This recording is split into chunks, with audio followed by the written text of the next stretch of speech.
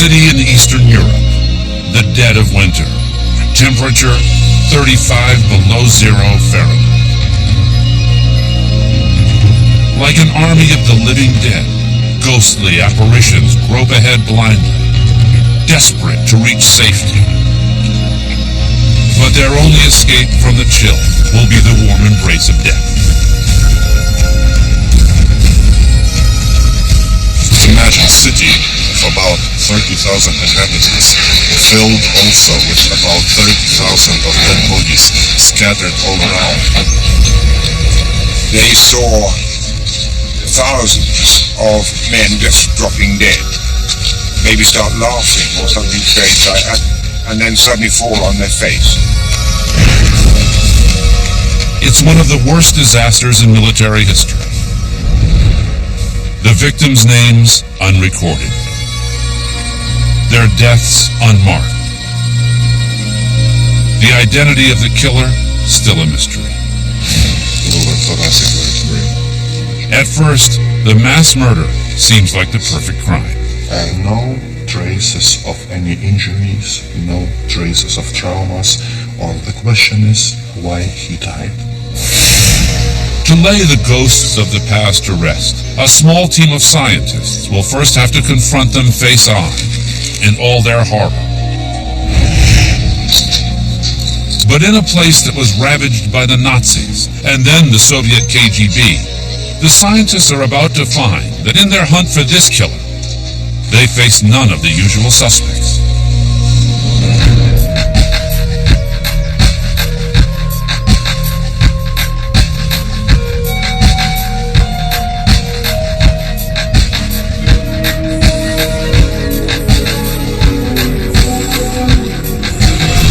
Lithuania was the first of the Soviet republics to declare its independence in 1990. Today, the capital, Vilnius, is a thriving center of economic development.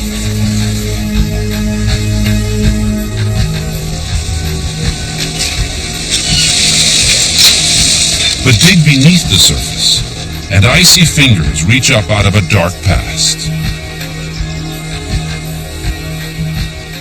You can see here the old building, old style buildings, and new one. Arturas Suokas is mayor of Vilnius. We are on the crossroads between different countries, and in Vilnius we have been occupied by Polish army, Swedish, French, Russian, Soviet, and other armies. This is how to say some unique of our history.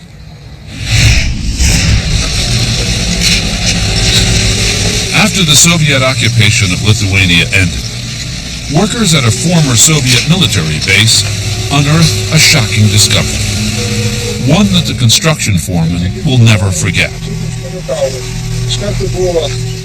I saw that these bones were definitely human bones, so I called the police and stopped the whole work.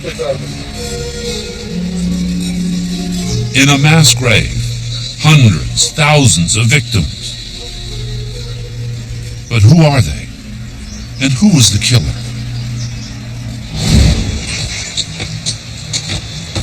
Dr. Rimantas Jankauskis, a forensic anthropologist at Vilnius University, is called in to oversee the excavation. With more than 2,000 skeletons to identify, it's every forensic anthropologist's dream and worst nightmare. A little bit scary. As you see, they are so intermingled with each other. 8 years ago, Jankauskis excavated another mass grave. By matching photographs of known Soviet dissidents to the skeletal remains, he identified them as KGB victims.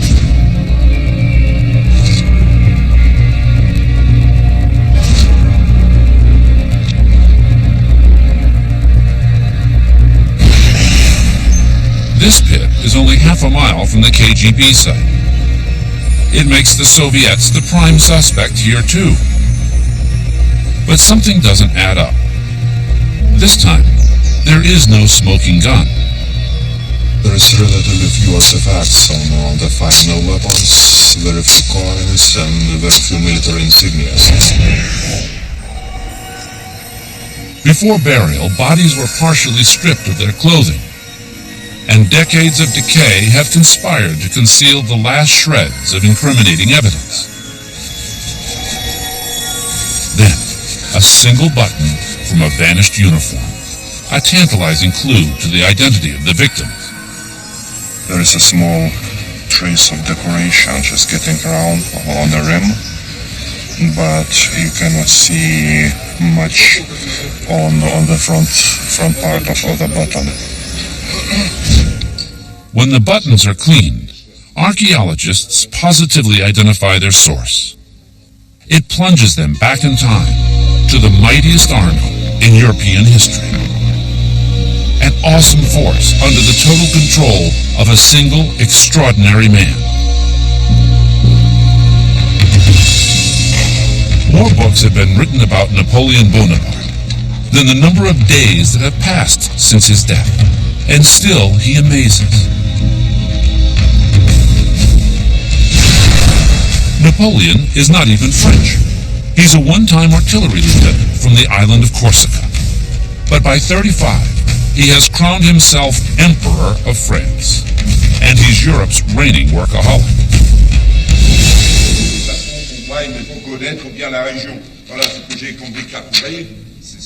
Driven by near-manic energy, Napoleon barks out separate military commands to 3 scribes at once, but he also knows when to turn off the heat and turn on the charm.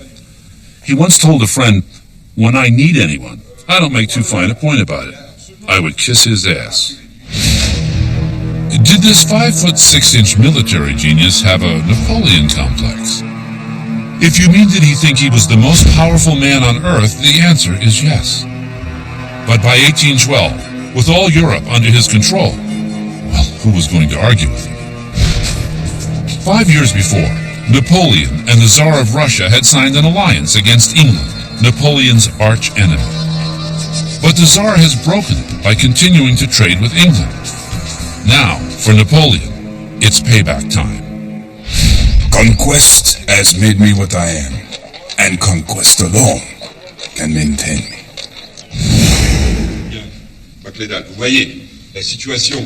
For 2 years, he plans the invasion of Russia. Gifted with a photographic memory, Napoleon maps out his conquest down to the nitty-gritty. He personally designs the supply wagons, frets over the number of horseshoes to bring, and the exact amount of food each soldier carries with him. But while his conscious mind plots cold-blooded strategy, his subconscious betrays his fears. Napoleon is haunted by a recurring nightmare, according to this account by his valet. The memory of this dream followed him a very long while. He often spoke of it, each time trying to extract different deductions from it.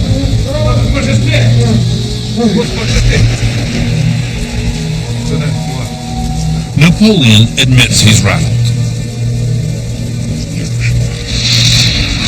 A bear was ripping open my chest, he says, and tearing my heart out.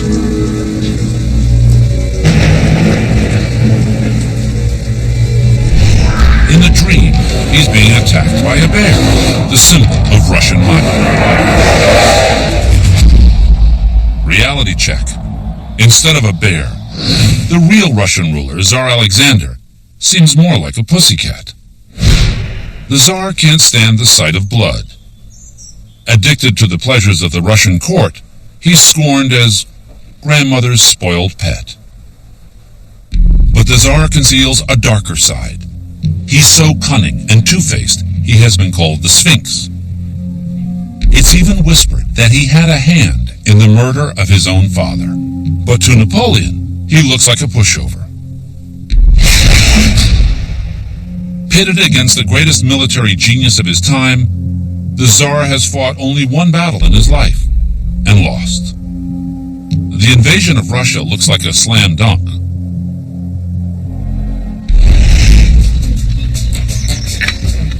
By June 1812, Napoleon gathers the largest army Europe has ever seen. 650,000 men, 140,000 horses. Countless supply wagons carry 28 million bottles of wine and his personal gold dinner service. As one of the earliest historians of the campaign said, everything was there to inebriate a great genius on his own power. Historian Paul Britton Austin has analyzed Napoleon's mindset. He thought he was going to have a short, sharp, good war and a good battle, he called it. His soldiers intend to ride his coattails to another glorious victory. They just worshipped the ground that Napoleon walked on. He was the new god, quite simply. They even used the word of him.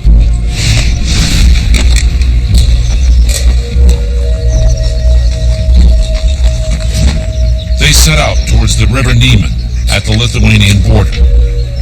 One of his generals proclaims, "The word Niemen inflamed our imagination. Everybody was on fire to get across it." But who are these soldiers willing to lay down their lives for the man they call le patron, the boss? So I can make a note that this is male.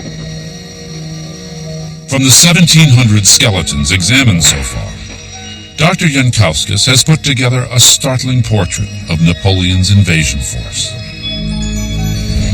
An illustrative majority was prevailing young males 20 to 25 years. Just few of them, less than 10%, were younger than 20, but some of them are as young as 15 years. The research bears out what historians had long suspected. After 16 years of non-stop war, Napoleon has been forced to draft tens of thousands of raw recruits. Accounts reveal that no one was more worried about it than Napoleon himself. "I find these men too young. What I need is people who can stand fatigue. Men who are too young only fill the hospitals."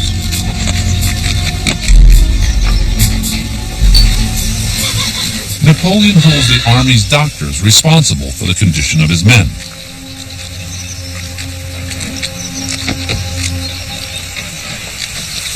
When he meets an artillery surgeon, Edouard Deschy, Napoleon grills him on the health of the troops.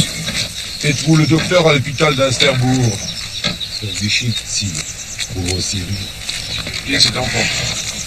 Then he sees the doctor has brought his son with him. Monsieur, cet enfant devrait... The boy should be in school, he growls. The startled doctor replies that he hadn't expected to come so far from France. Anyone who belongs to the army, says Napoleon, should be prepared for anything.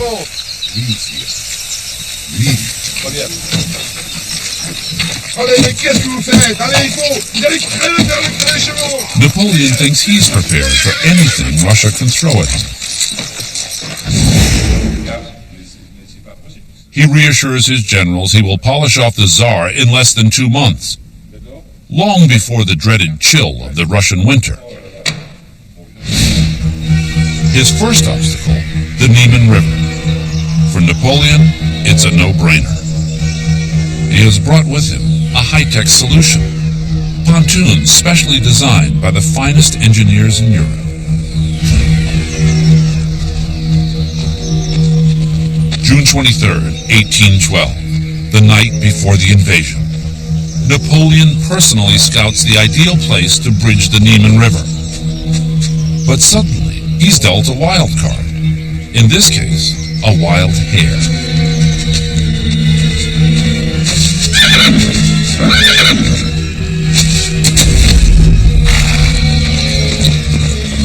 Up close aide, General Caulaincourt observes his reaction. He affected the utmost serenity and did all he could to banish the gloomy doubt no one could help feeling.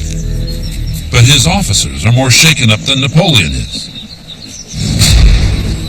Instantly the reflection occurred to me that it was a bad augury. Nor was I the only one to think so. For the Prince of Neuchâtel seized my hand and said, "We'd better not cross the Niemen. This is a bad omen."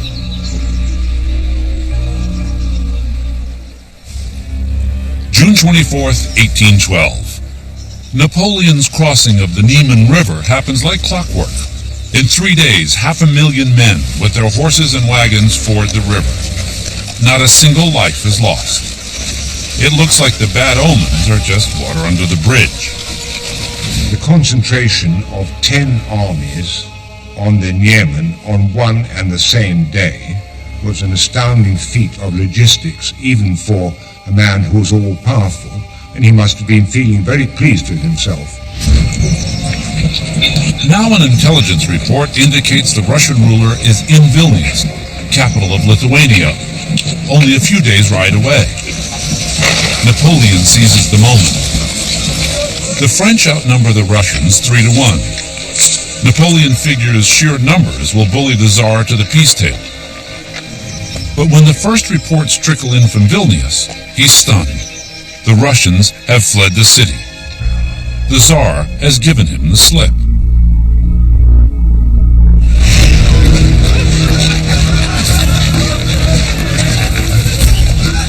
When Napoleon army came to Vilnius, many of Vilnius citizens at that time have been quite happy because the Napoleon army kicked out the Russians. And they looked to the Napoleon as a hero. June 28, 1812. In Vilnius, the Lithuanians roll out the red carpet. The troops revel in the moment. Proof the old Napoleon magic still works. One soldier, Victor Dupuy, writes, "We are welcomed with the most joyous acclamations. The ladies in their party dresses were throwing down flowers and biscuits to us." But Napoleon is in no mood to pop open the champagne. He had hoped for a quick knockout punch. Now the Tsar has slipped through his fingers. In fury, he storms to the Archbishop's palace.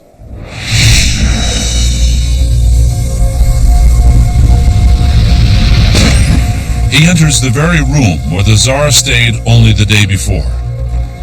Napoleon doesn't have long to wait. His aide brings in a message from the Tsar. Tsar Alexander tells Napoleon, "Go back across the Niemen River, then we'll talk." Napoleon is enraged that the Russian ruler doesn't realize he's licked. Napoleon summons Count Balashov, the Tsar's emissary, and throws a major fit. "My forces are 3 times as big as yours," he says.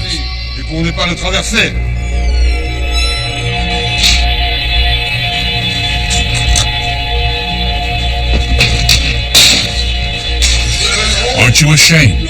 With all Europe behind me, how can you resist me?"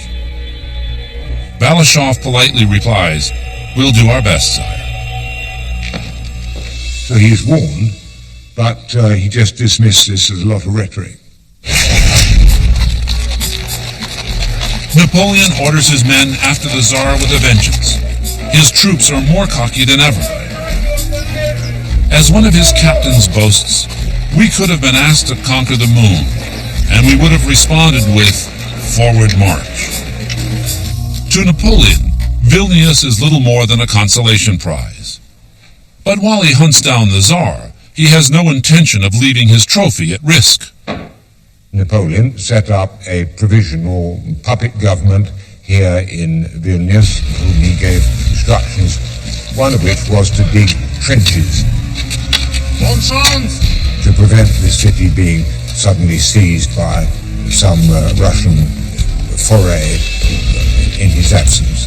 And it's these trenches that almost certainly are where the mass grave is today.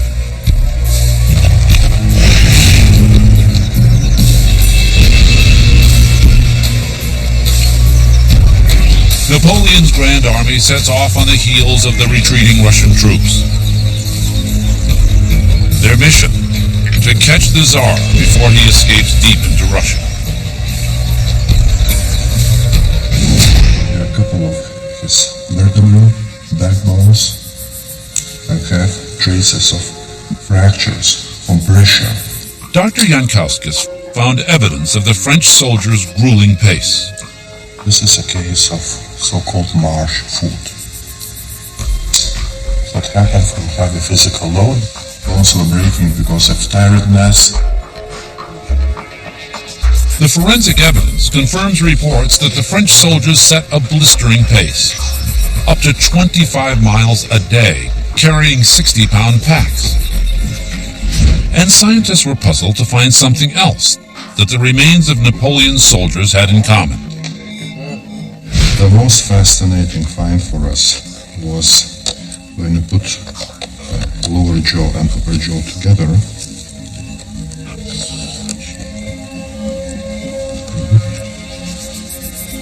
It's like a cleft among teeth. The strange notch was seen in the teeth of numerous skeletons, but no one knew what it meant until Jankowskis tried slipping something into the slot. So working hour lasts for 50 minutes, and the rest, 10 minutes, is a rest or smoking rest. And he was not wasting his time, and just loved to smoke his pipe. A smoke might offer a welcome break from the grueling march. But nothing can bring relief from the fierce Russian climate, according to weather expert David Ryan. Russia has one of the most extreme climates in the world. The vast size of the Asian landmass and its isolation from warm ocean currents create a climate that is lethal in winter, brutal in summer. In the beginning, you had heat exhaustion. You had dehydration. During the first part of the campaign, the weather was hot and it was dry. You had exhaustion.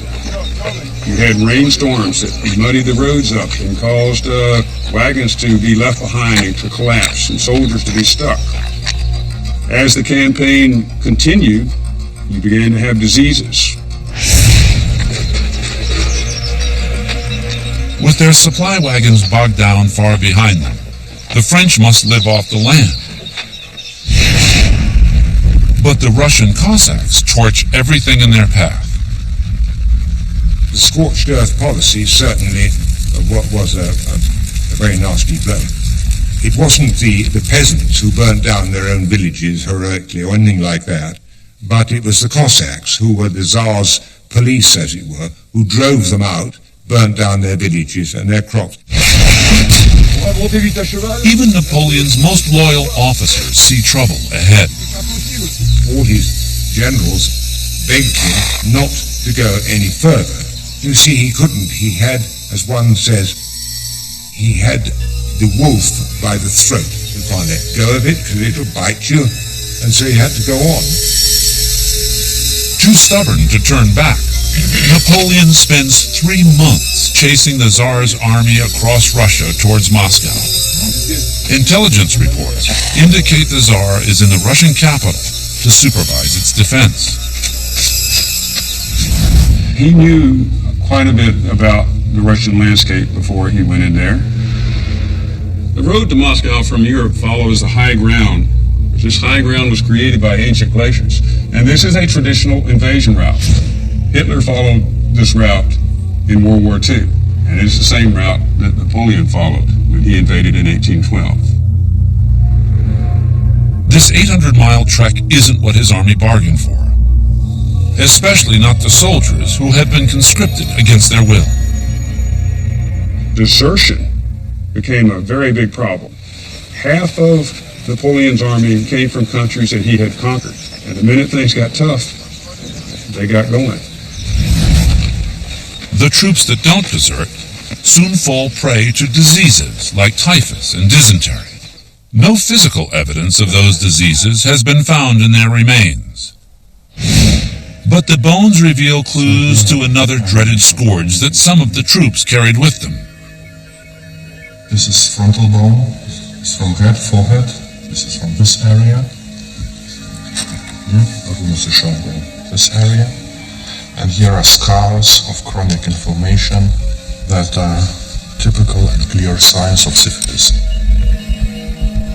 Dr. Jankowskis has found evidence that supports accounts that women may have traveled with the soldiers. A certain number of females were accompanying the army, like a washerwoman, like a cooks, like a petite tradesmen, and so on. Also other services, including sexual services. Racked by disease and desertion, Napoleon's forces had lost the numerical advantage.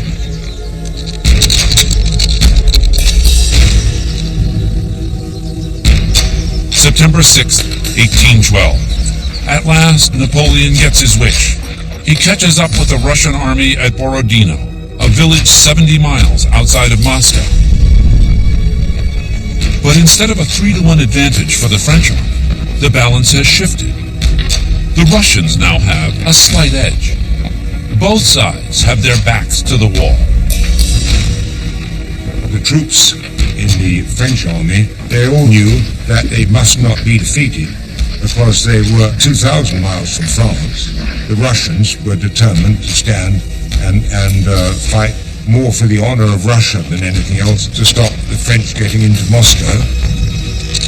Before the battle, Tsar Alexander sends an appeal to his troops. Defend Mother Russia from the unholy invaders. The blood of the Valorious Slavs runs in your veins. Warriors, you are defending religion, our country, and freedom. I am with you. According to one of Napoleon's officers, his men have very different motives. They know no other divinity than their sovereign, no other reason but force, no other passion but glory. They have pinned everything on Napoleon. Now he's literally under the weather. At least that's the diagnosis of his personal physician. He was tormented by the winds, by the mist, the rain, and the atmosphere.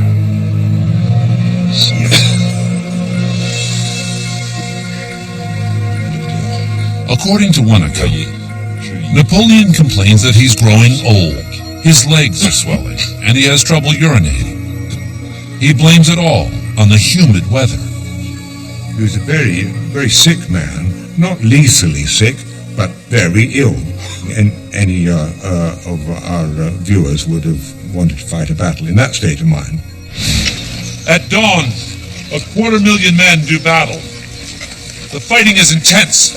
An estimated 3 cannon shots per second, 430 musket rounds a minute, for 10 long bloody hours. The Russians are about to crack. But to defeat them, it will mean Napoleon has to risk his personal troops, the Imperial Guard. He's eyeball to eyeball with the enemy. For the first time in his life, Napoleon blinks. He refused to send in the Guard because he said, what if there's another battle tomorrow? Now, the young Bonaparte wouldn't have said that. This was the crux of the thing. He would have known it. The Battle of Borodino is the bloodiest in history. 74,000 casualties in a single day. That's over 3 times the total casualties on D-Day in World War II. And all for what? Napoleon arrives at the gates of Moscow. According to tradition, he should be presented the keys to the city. But don't hold your breath. No keys were brought. He was extremely mortified. They marched into the city, and to their amazement, they found it empty. That same night, September 15, 1812, Napoleon faces an astonishing sight. The city of Moscow engulfed in flames. He's even more amazed when he learns who did it. The Russians themselves, working on orders from the city's governor. One account records Napoleon's outrage. This is a war of extermination. Burn down one's own cities. The demon inspires these people. The fires destroy 4/5 of Moscow, and much of the food stored within its walls. Napoleon sends urgent peace initiatives to the Tsar in St. Petersburg. For 5 weeks, he waits for a response. But all Napoleon hears is the ominous ticking of the clock.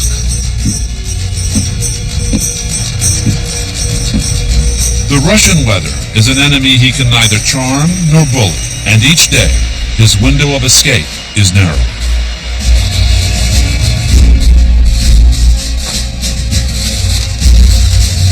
Napoleon's generals like to boast that there is no such word as retreat in the French Army's dictionary. But on October 19th, 1812, Napoleon uses the R word.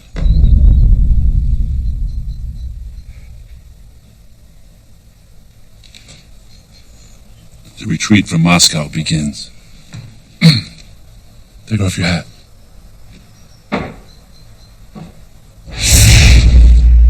Napoleon leaves the gates of Moscow behind. A close advisor later observed, Fortune had so long showered him with favors that he could not believe she had now deserted him. For months, he has chased after the Tsar's forces. Now, for the first time, the tables are turned.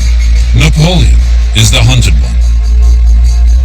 His ruthless enemy has a name. The Russians call it General Winter.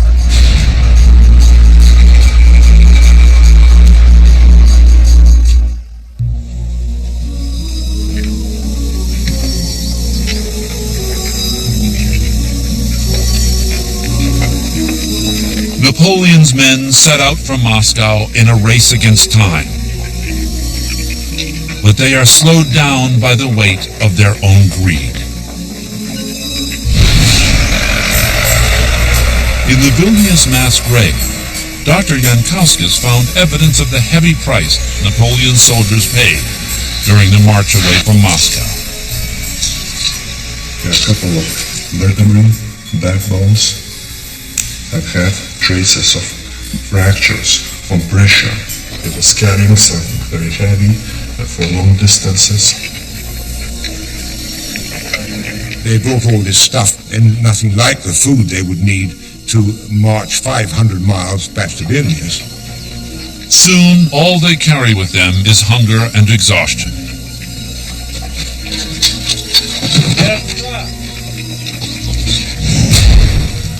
With the French troops weak and demoralized, Russian Cossacks move in like hungry wolves for the kill. Cossacks ambush the Emperor's personal guard. Suddenly, Napoleon finds himself the target. General Philippe de Ségur, his aide, who survived the attack, writes, These wretched fellows hadn't yelled so as they attacked, as they always do to dull their minds to the danger. Perhaps Napoleon wouldn't have escaped.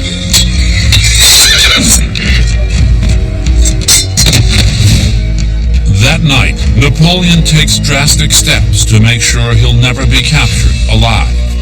He has his physician prepare a lethal dose of fast-acting poison. Some experts believe it was opium mixed with belladonna. He will carry it with him from now on, just in case. The promise of swift and certain death.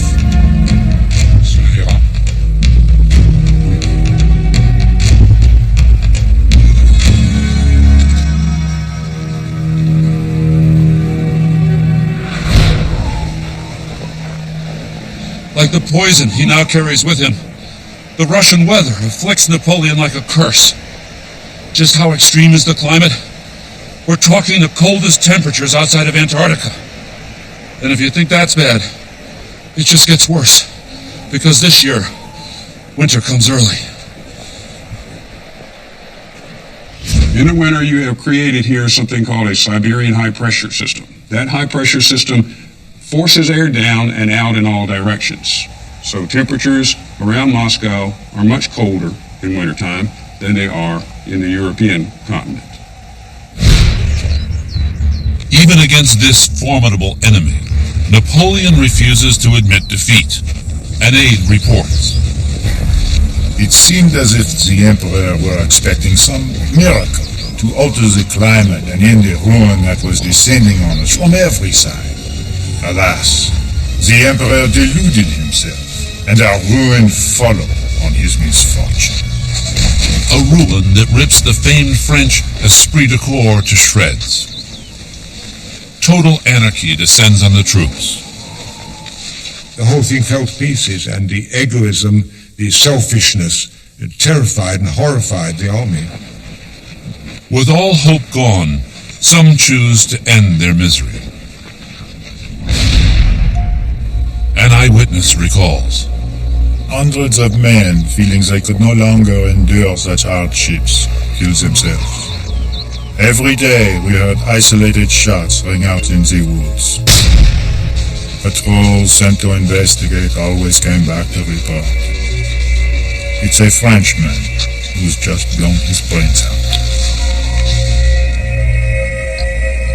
Temperatures sink to 30 below zero. The new enemy is hypothermia.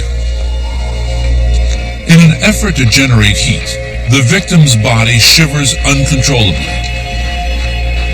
Blood stops circulating to the arms and legs.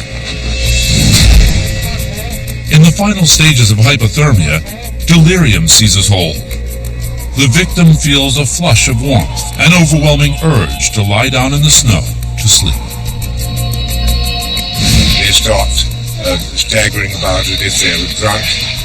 They fall out of the column. Some might start laughing or something, and then they just pitch fall flat on their faces. Lots of these people were from Mediterranean area. They are absolutely not prepared for that. Not prepared biologically. Within a month of leaving Moscow, over half of Napoleon's men have died.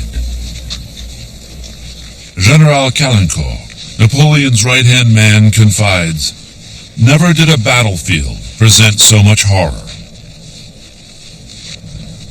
The cavalry have been forced to butcher their own horses for food. Now even the officers must walk out of Russia.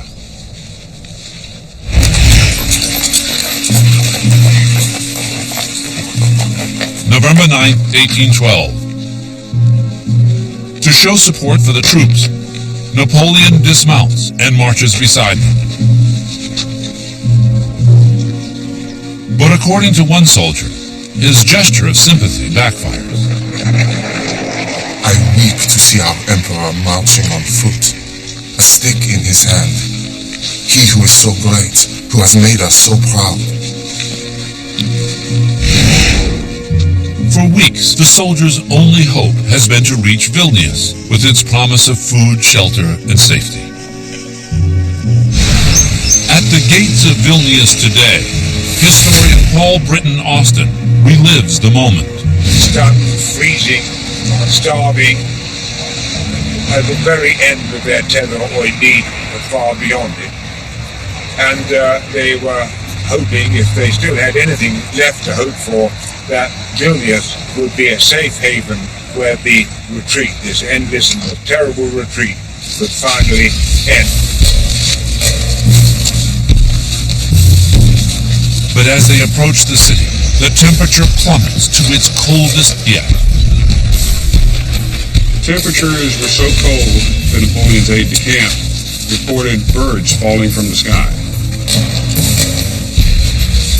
So cold that the breath from the humans literally just hung in the air like ice crystals, an ice fog. One eyewitness reports. In a little under a league and a half, 58 corpses.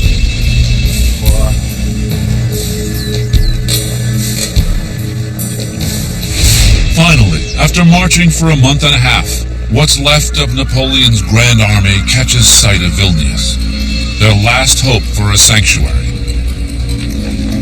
Of Napoleon's once mighty force of 500,000 that left Vilnius, only 20,000 returned. Even now, many of his men still cling to the hope that their leader will save them. They're out of luck. Napoleon is no coward, but he's got his own agenda. He's off to Paris to deliver his spin on the Russian disaster. The French are like women, he says. You must not stay away from them too long. Napoleon had beat it for Paris. 8 days it took him to get to Paris. Nobody had ever crossed Europe that quickly before, but the purpose was to get there before the news got there. Soon, news reaches Napoleon's men that he has abandoned them. What effect his departure had on his troops, we get different accounts of. It's an extraordinary, but one thing that all these people say is that though they cursed their officers and they cursed the weather and they cursed the Russians, nobody ever heard anybody curse Napoleon. A French captain recalls the impact of the moment. As long as he'd stuck with us, our total confidence in him had helped to reassure us. Now all hope of any happy outcome vanished with him. On their 800-mile death march, the French troops look to Vilnius as a beacon of hope. Now, abandoned by Napoleon, they will have to face the final horror alone.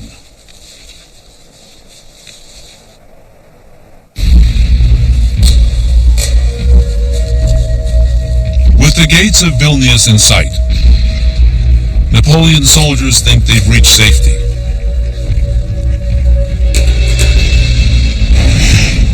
At those same gates, Paul Britton Austin relives the deadly gridlock of that day. And in no time at all, there was the most hideous pile-up here in front of this gate as more and more people came on, hundreds, thousands of them. But around this gate, there must have been one of the most hideous sights you could possibly imagine. Collapsing outside the gates, Napoleon's aide Victor Dupuis is more dead than alive.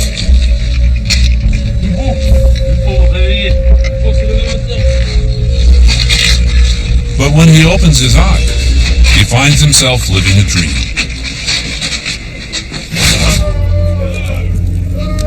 Napoleon's men can't believe it. After the horrors of the march, they feel like they've entered a parallel universe.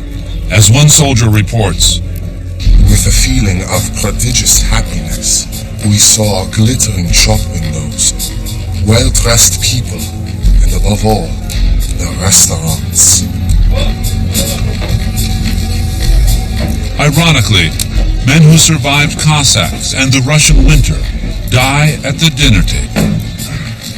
They seem to stuff themselves with food and drink, and some of them just died on the spot. You can't do that after starving for weeks on end.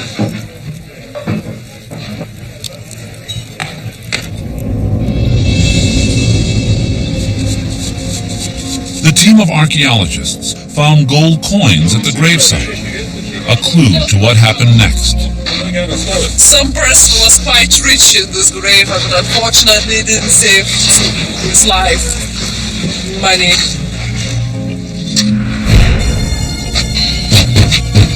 A few coins are not enough to buy food.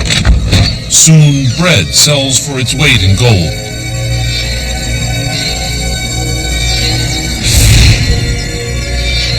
How desperate are Napoleon's starving soldiers?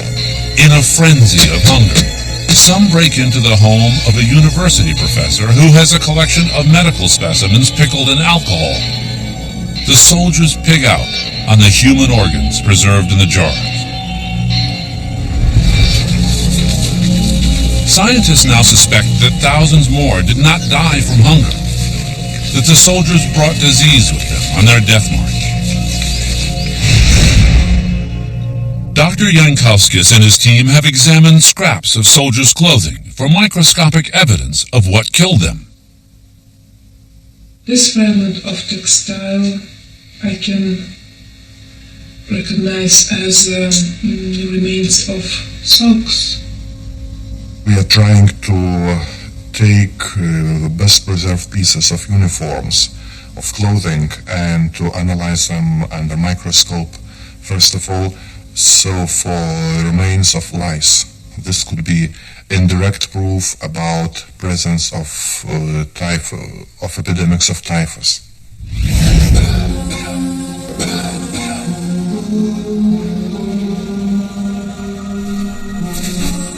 According to eyewitness accounts, typhus and dysentery packed the hospitals with victims. To cope with the overflow, monasteries are converted to hold the dead and the dying. But even here, in the shadow of despair, we find heroes. One of them is Edouard Deschy, the doctor Napoleon met on the road to Vilnius. In the midst of all the chaos and horror, it was one unselfish, devoted man who looked after his patients with such devotion that he himself caught the typhus and died.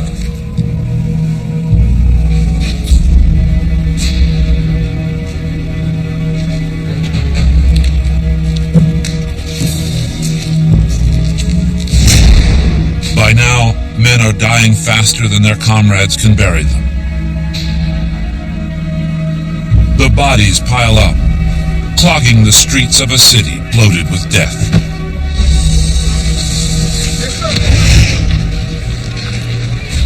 The pitiful survivors of Napoleon's once grand army set out for France.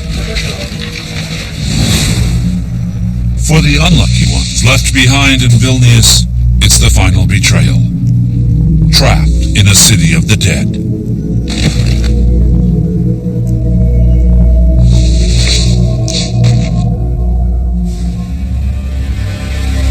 When the Tsar's forces finally enter Vilnius, there's no French army left standing. And in a place where death rules, life takes on a terrible new agenda.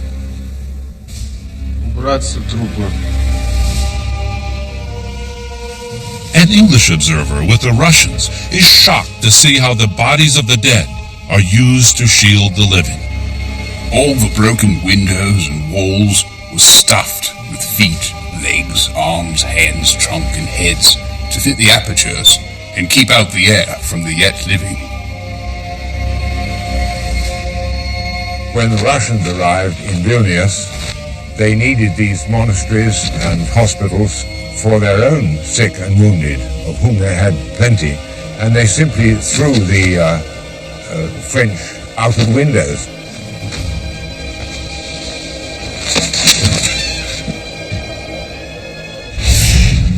Archaeologists like Dr. Jankauskis find evidence of the unthinkable. We imagine quite vividly how it was, just piles of human bodies laying upon each other, being taken, being transported like logs. With the grim irony of war, Russian troops hurl the bodies of Napoleon's soldiers into the trenches the French had dug themselves only a few months before.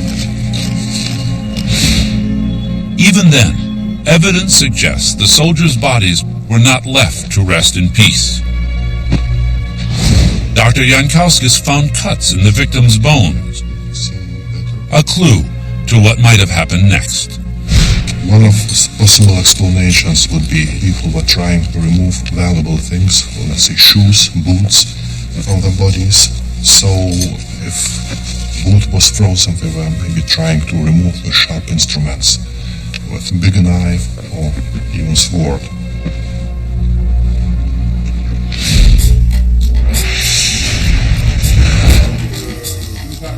Far from the icy mass grave, Napoleon has turned a cold shoulder on the hundreds of thousands who sacrificed their lives for him. But strangely, he remembers at least one of the victims. On a list of casualties, he recognizes the name of Dr. Deschy. He remembered him and his son and sent an order to Vilnius that the boy should immediately be sent back to France under escort and given a scholarship for his education. For Napoleon himself, the Russian campaign has been a cruel education. He writes it has taught him two lessons he will never forget. I've committed two errors. One to go to Moscow, the other to have stayed there too long.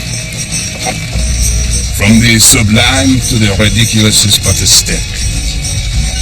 Up to the 6th of November, I was master of Europe. I am not so any longer. Less than 2 years after Napoleon leaves Moscow, Tsar Alexander leads an army into Paris and forces him to abdicate. Napoleon swallows the poison he has worn since Russia, but it has lost its potency, and he survives. Long before his decisive defeat at Waterloo, Napoleon had already met his fate in the frozen wastes of Russia.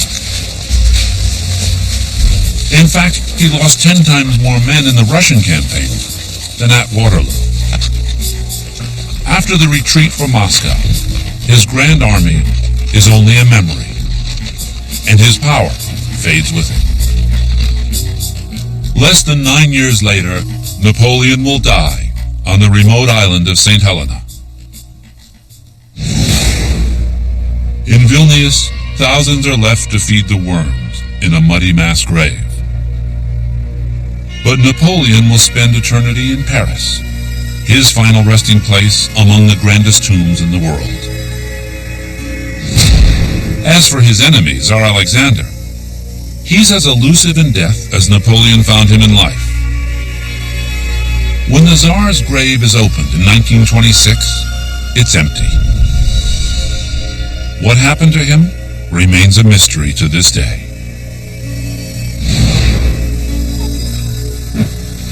And what about those who died for Napoleon's glory? Nearly 200 years later, their remains will finally be laid to rest with dignity at a military cemetery in Vilnius. Here they will join the ranks of soldiers from 2 world wars. But theirs may be only the first wave. So far, 3,000 bodies from Napoleon's lost army have been found. But if Russian accounts are accurate, there are another 34,000 bodies of Napoleon soldiers in Vilnius, yet to be discovered.